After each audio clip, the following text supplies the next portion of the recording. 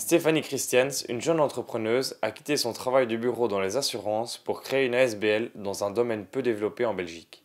Elle nous explique sa situation. En 2012, mon fiancé est décédé. Et c'est vrai qu'après ça, ça a changé complètement ma vie, évidemment, sans doute.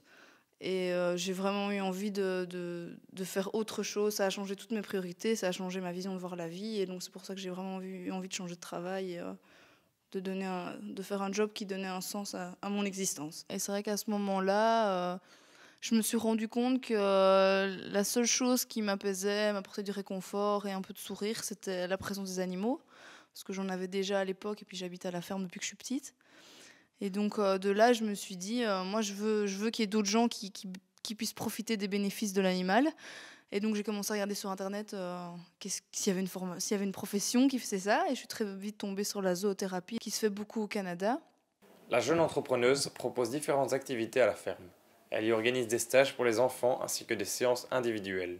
Ce que nous on propose en tout cas, c'est vraiment des activités associant l'animal, donc des activités thérapeutiques de bien-être et d'éveil. On propose nos services aussi bien en maison de retraite qu'aux établissements qui accueillent des personnes en situation de handicap, que ce soit mental ou moteur. Est-ce que quelqu'un sait ce qu'on est venu faire cet après-midi? Oui, on fait des petits habits. Tout à fait, madame. Et aujourd'hui? C'est doux, hein? Il fait des brochings toutes les semaines. Hein.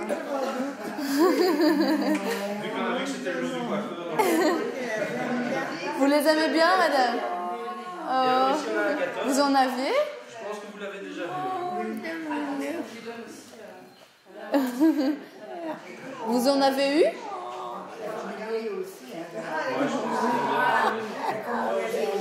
Il est beau, vous trouvez?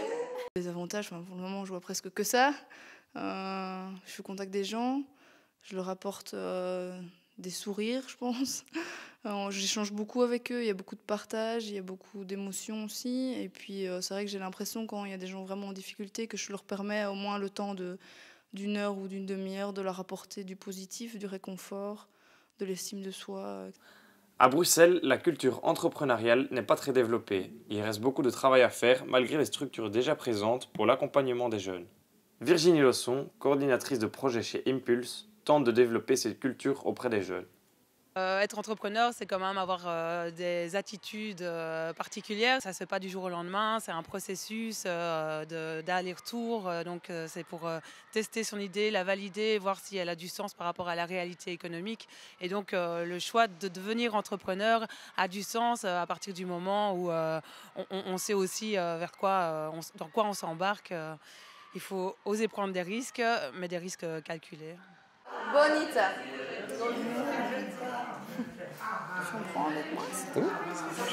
Son ancien et son nouveau métier ne sont en rien comparables étant donné qu'elle est passée du coq à l'âne ou plutôt du bureau à la ferme.